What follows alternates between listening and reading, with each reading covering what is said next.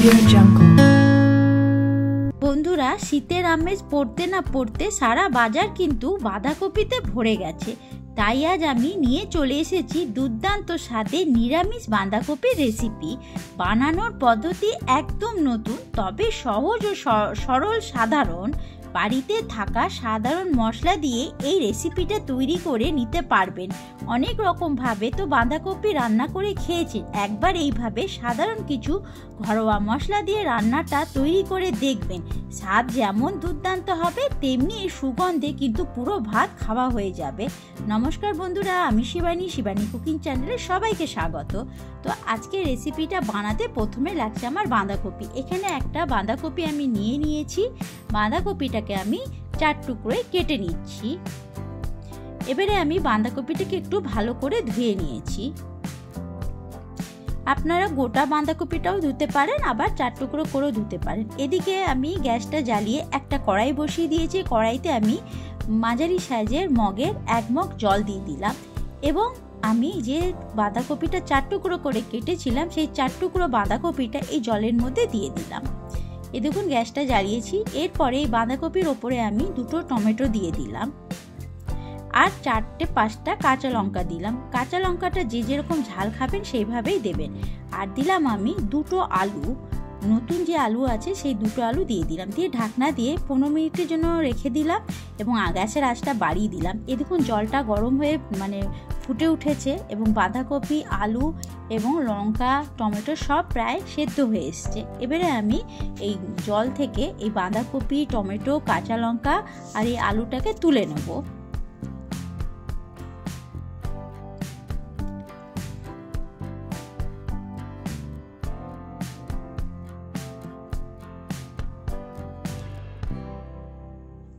পনেরো মিনিটের মতন রেখে দিলে বাঁধাকপি, আলু, টমেটো সব সেদ্ধ হয়ে যাবে।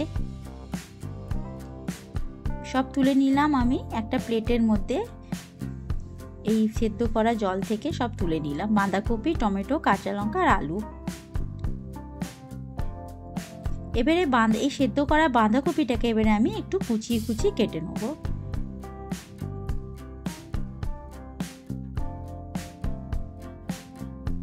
এইভাবে আমি সমস্ত বাঁধাকপিটা কুচিয়ে কেটে নিলাম।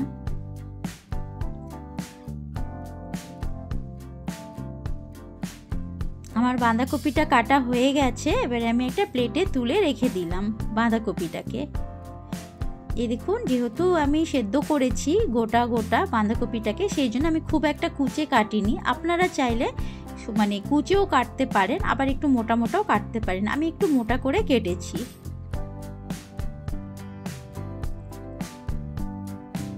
এদিকে আলু দুটো আমার সেদ্ধ প্রায় হয়েই গেছিল। আমি এটাকে এবারে 4 টুকরো করে নেব। 2টো আলুকে আমি 4 টুকরো করে নিলাম, ছোট করে টুকরো করে নিলাম।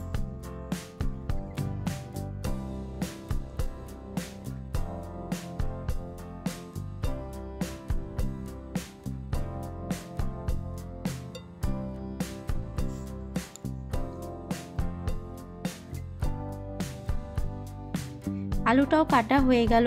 এবারে আমি এই কাটা আলুগুলোকে টুকরো করা আলুগুলোকে এই বাঁধাকপির ওপরে রেখে দিলাম।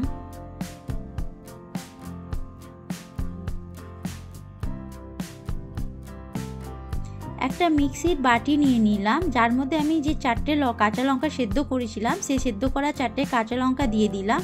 আর দিয়ে দিলাম আমি টমেটো। 2টো টমেটোকেও আমি ওই জলের মধ্যে দিয়ে সেদ্ধ করে নিয়েছিলাম, সেই 2টো টমেটো দিয়ে দিলাম। এর মধ্যে আপনারা আদা দিতে পারেন। আদাটা আমি একটু কুড়িয়ে দিয়েছিলাম, আপনারা চাইলে এই মিক্সির বাটির মধ্যে আদাটা দিতে পারেন। আর আমি 2 চামচ ধনে জিরে গুঁড়ো দিলাম, দিয়ে এই যে একটু পেস্ট করে নিলাম।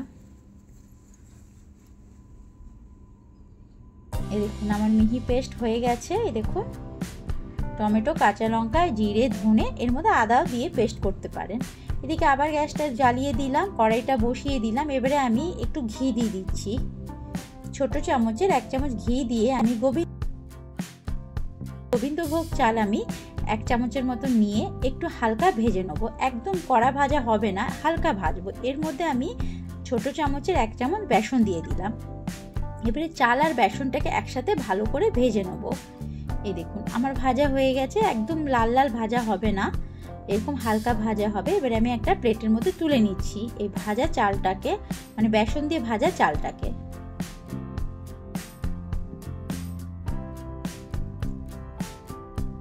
এদিকে আমি কড়াইতে আরেকটু সর্ষের তেল দিয়ে দিলাম, প্রায় 1 টেবিল চামচের মতন। 2টো তেজপাতা দিয়ে দিলাম, একটা শুকনো লঙ্কা দিয়ে দিলাম, আর গোটা জিরে দিয়ে দিলাম ফোড়নে আমি। তারপরে যে আলুগুলোকে আমি টুকরো করে রেখেছিলাম সেই আলুগুলো এবারে আমি ভেজে নেব। যেহেতু সেদ্ধ করা আছে তাই অল্প ভাজলেই হয়ে যাবে। এবারে একটু নুন হলুদ দিয়ে আমি আলুগুলোকে ভাজবো।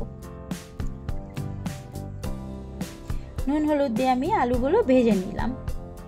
এদিকে হলো যে আমি পেঁয়াজ সেদ্ধ করা, কাঁচা লঙ্কা, টমেটো, জিরে, ধনে যে পেস্টটা বানিয়েছিলাম সেই পেস্টটাকেও দিয়ে দিলাম। দিয়ে এবারে মশলাটাকে এই আলুর মধ্যে দিয়ে ভালো করে কষিয়ে নেব। আপনারা চাইলে আদাটা এর মধ্যে দিয়ে পিষে নিতে পারেন, মানে এই টমেটো সেদ্ধর মধ্যে দিয়ে। আমি তবে আলাদা করে পিষেছি। এই যে আমি 1 মুঠো হলো মটরশুঁটি আমি একটুখানি ভিজিয়ে রেখেছিলাম, সেই মটরশুঁটিটাকে আমি দিয়ে দিলাম। কেন বাঁধাকপি আপনি যেইভাবে রান্না করেন না কেন, এই সময় একটু মটরশুঁটি না দিলে বাঁধাকপিটা ভালো লাগে না খেতে। এবারে আমি বাঁধাকপিগুলো দিয়ে দিচ্ছি। সেদ্ধ করা যে বাঁধাকপিগুলো ছিল সেটা দিয়ে দিলাম। দিয়ে মশলার মধ্যে ভালো করে বাঁধাকপি আর আলুটাকে কষিয়ে নিচ্ছি।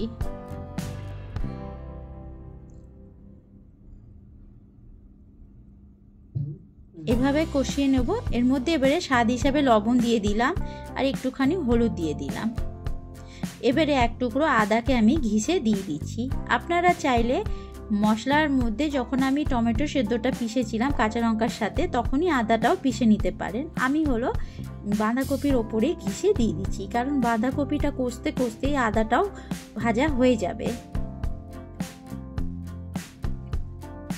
এইভাবে বাঁধাকপি আলু মশলার মধ্যে দিয়ে ভালো করে কষবো। ঢেকে ঢেকে মিডিয়াম আঁচে রেখেই মানে বাঁধাকপিটা আমি কষবো। এই দেখুন আঁচটা কিন্তু একদম মিডিয়ামে আছে, না বাড়াবো না কমাবো।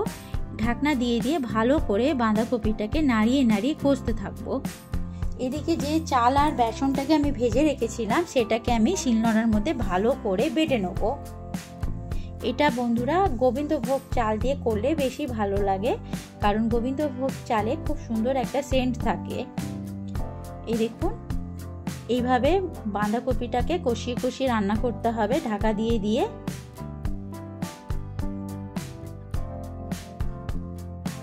এরপরে আমি যে চালটাকে বাটলাম সেই চাল বাটাটাকে দিয়ে দিচ্ছি।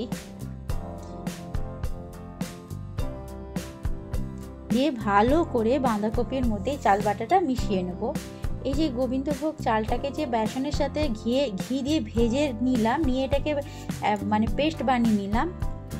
এটার যা সুন্দর গন্ধ হয় বাঁধাকপিতে দেওয়ার পর, বাঁধাকপিটা এত সুন্দর গন্ধ হবে আর খেতে খুব ভালো লাগবে। আমি এই সময় একটু গরম মশলা দিয়ে দিলাম, মানে গুঁড়ো গরম মশলা দিলাম, আর একটু ঘি দিলাম, 1 চামচের মতন ঘি দিলাম। দেখুন আমার বাঁধাকপিটা প্রায় কষানো হয়ে গেছে, মানে রান্না হয়ে গেছে আমার বাঁধাকপিটা।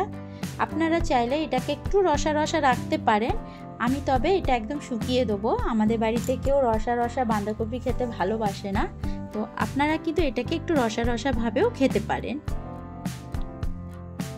এইভাবে আমি ভালো করে নাড়িয়ে নাড়িয়ে পুরো ঝোলটাকে শুকিয়ে নেব।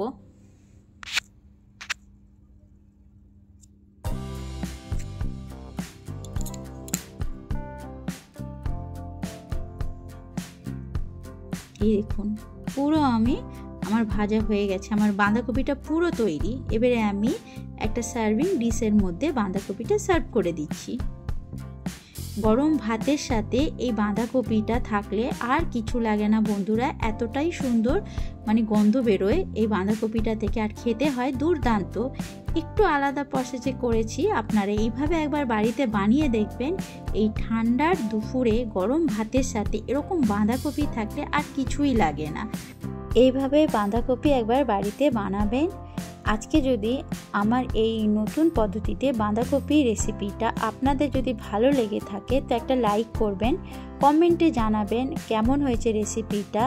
আর নতুন বন্ধু হলে আমার চ্যানেলটাকে সাবস্ক্রাইব করতে ভুলবেন না।